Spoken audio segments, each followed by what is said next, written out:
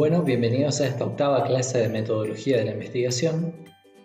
En realidad podríamos considerarlo la clase 7 bis, puesto que lo que vamos a hacer ahora es únicamente profundizar un par de conceptos que ya nombramos en la clase anterior.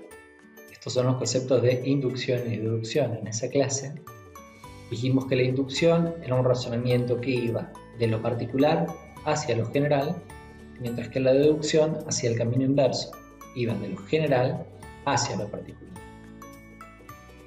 Básicamente, en la inducción, lo que hace el científico es, a partir de la observación de una gran cantidad de casos, siempre tiene que ser una gran cantidad de casos, no nos sirve que sean pocos casos. Para un razonamiento inductivo, lo que hace el científico es mirar una particularidad que se encuentra en un caso, contrastar con otro caso a ver si la particularidad se encuentra. Si encuentra una coincidencia, va al caso siguiente y así va pasando por múltiples casos similares, de naturaleza similar, hasta que si ve que hay una coincidencia o una constante en el análisis de esos casos, produce para todos ellos, nucleándonos en un grupo, una generalización empírica. Esto es lo que vemos en el ejemplo que está en pantalla. El cisne 1 canta antes de morir, el cisne 2 canta antes de morir, el cisne 3 canta antes de morir, el cisne X, por decir, pueden elevarlo al número que ustedes quieran, el número de casos que se puedan imaginar, y la generalización sería, si el científico ve que en todos los casos sucede lo mismo, todos los cisnes cantan antes de morir. Esto podríamos ponerlo en ejemplo del curso de cuarto año del Gutenberg. Podemos decir, el alumno 1 es responsable, el alumno 2 es responsable, el alumno 3 es responsable, todos los alumnos del cuarto año del Gutenberg son responsables. No quiere decir que sea cierto, pero podríamos usar ese ejemplo. Básicamente, cuando estamos hablando de una inducción completa, es cuando nosotros tenemos constancia del 100% de los casos que estamos analizando. Por ejemplo, no tenemos constancia del 100% de los casos de los cisnes del presente, del pasado y del futuro que existirán. Por lo tanto, decir todos los cisnes cantan antes de morir es una inducción que se puede considerar incompleta, porque no hay nadie que pueda hacer el viaje histórico y el recorrido geográfico que implicaría visualizar todos los cisnes que existieron en el mundo a lo largo de toda la historia. Por lo tanto, se trata de una inducción incompleta. Pero, cuando hablamos del ejemplo, por ejemplo, de los alumnos del curso, en ese caso sí estaríamos dando una inducción completa, porque nosotros tenemos un número limitado de casos y podemos analizar ese número limitado de casos y producir una inducción. Cuando el número, por más que sea infinito de casos a analizar, es muy grande como para minimizar el margen de error, en el caso de la inducción incompleta, o cuando se trata de una inducción completa, se dice que el enunciado que se produce a partir de eso se llama generalización empírica o ley empírica. No hay que confundir esto con ley científica. Una ley científica atraviesa otro proceso de experimentación. En este caso se llama una ley porque tiene una determinada comprobación, pero es diferente. Más adelante vamos a ver por qué. Pero básicamente podemos decir que ese enunciado, todos los cisnes cantan antes de morir o todos los alumnos del cuarto año son responsables, es una generalización empírica, la cual en el caso de los alumnos deriva de una inducción completa y en el caso de los cisnes no. Algunas consideraciones que podemos llegar a tener, por ejemplo, sobre el tema de la inducción, además de la que les dije que existen inducciones completas e incompletas, proviene directamente de la observación. En ciencia, por ejemplo, se utiliza mucho el razonamiento inductivo, pero es necesario que el científico apele a la observación. Cuando se produjo la ley científica que dice todos los metales se dilatan al calor, fue necesario observar el caso de uno por uno de los metales para poder producir esa generalización empírica que después terminaría siendo una ley científica. Y algo importante en el tema de la inducción es que un solo caso que sea negativo basta para dar por tierra con la ley empírica.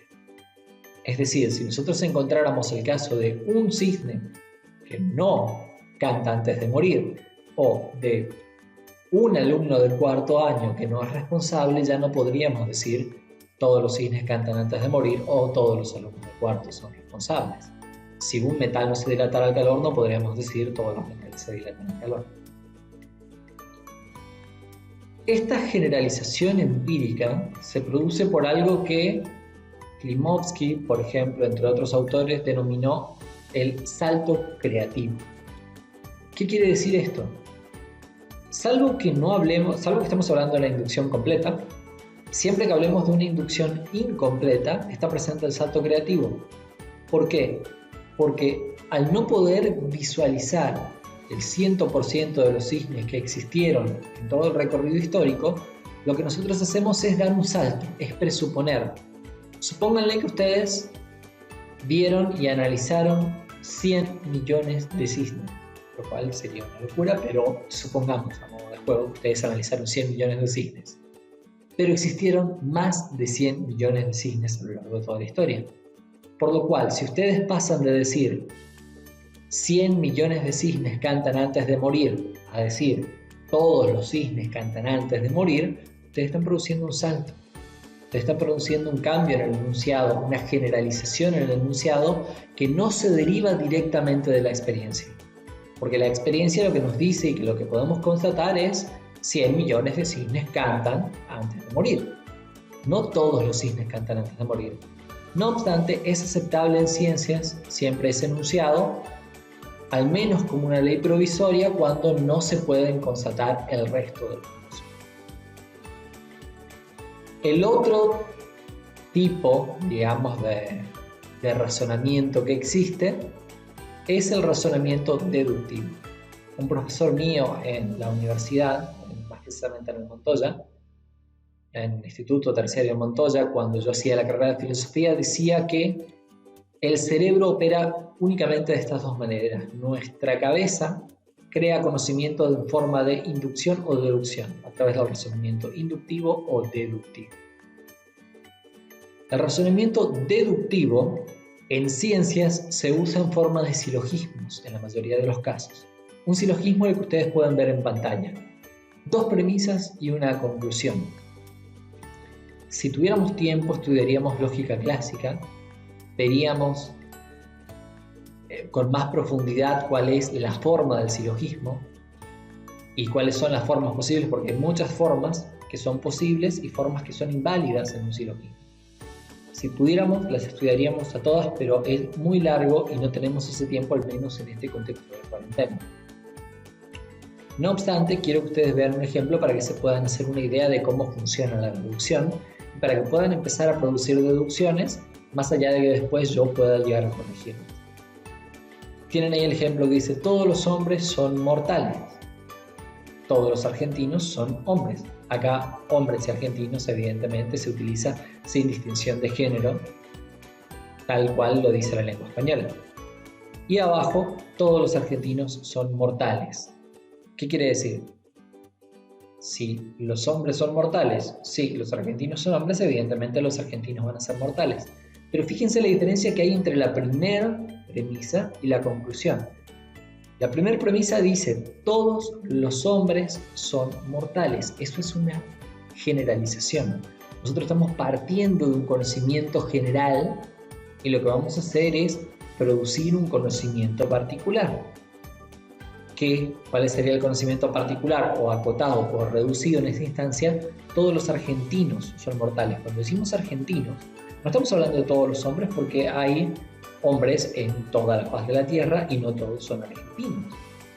Pero producimos un conocimiento específico que cuenta con información de esa generalización y que me sirve a mí para trabajar en ciencias. Si ustedes tuvieran una hipótesis, por ejemplo, que dice todos los hombres son mortales, ustedes deberían hacer varios de estos razonamientos deductivos y después poder comprobarlo. ¿Cómo, por ejemplo?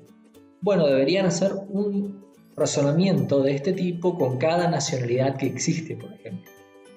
Para empezar, ¿no es así? Entonces ustedes podrían decir: todos los hombres son mortales, todos los argentinos son hombres, todos los alemanes son hombres, todos los ingleses son hombres, de cualquier nacionalidad que ustedes quieran, todos son hombres, por lo tanto todos esos hombres son mortales. O podrían incluir a cada sujeto particular en este tipo de razonamiento y podrían decir, todos los hombres son mortales, Pedro es un hombre, por lo tanto Pedro es mortal. Sebastián es un hombre, por lo tanto Sebastián es mortal. Joaquín es un hombre, por lo tanto Joaquín es mortal. Marta es hombre, por lo tanto Marta es mortal. Acá Marta evidentemente también está utilizado según lo dicta la Real Academia de la Lengua Española. Pero siempre lo que apuntamos es que desde un razonamiento general nosotros avanzamos hacia uno particular. Algunas consideraciones que les quiero dar sobre esto. No todos los razonamientos deductivos son verdaderos. Hay ejemplos de razonamientos deductivos que no son verdaderos. Podríamos decir, todos los hombres son mortales.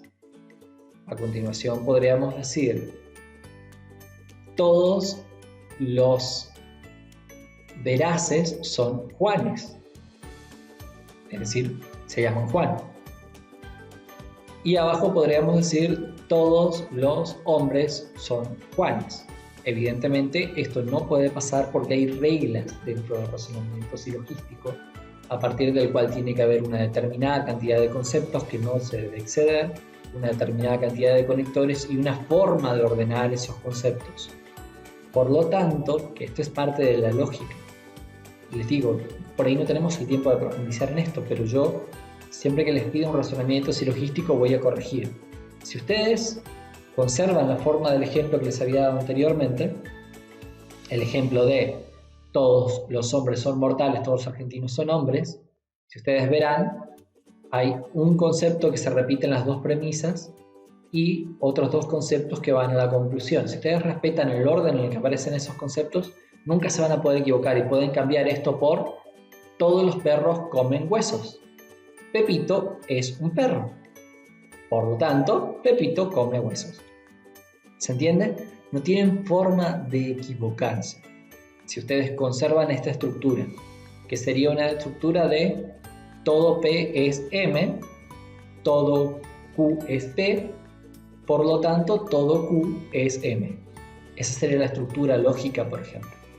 Si ustedes conservan esta estructura lógica, nunca se van a equivocar. Y la otra consideración es, además de la estructura, para que un razonamiento deductivo de forma de silogismo sea válido, o de cualquier forma en realidad, por más que no sea silogismo, pero para que un razonamiento deductivo sea válido, las premisas deben ser verdaderas para que la conclusión sea verdadera. No, la conclusión jamás va a llegar a ser verdadera si las premisas no lo son. Si ustedes mienten en cualquiera de las premisas, la conclusión no va a ser verdadera. Por ejemplo, si dijéramos, todos los hombres son inmortales, por lo tanto, todos los hombres son inmortales, todos los argentinos son hombres, por lo tanto, todos los argentinos son inmortales. Evidentemente, la conclusión es falsa, porque una de las premisas ya es falsa. ¿Se entiende? Para que esto sea verdadero, ambas premisas tienen que ser verdad para que la conclusión, en este caso, pueda ser verdad. Eso fue todo por la clase de hoy. Espero que les haya servido. Y lo que les voy a pedir como actividad esta semana involucra a las dos clases, a la clase número 8 y la clase número 7. Por lo tanto, es importante que ustedes, antes de realizar la consigna de la clase 8, vean ambas clases. Una vez más, esto es todo y nos vemos la clase que viene.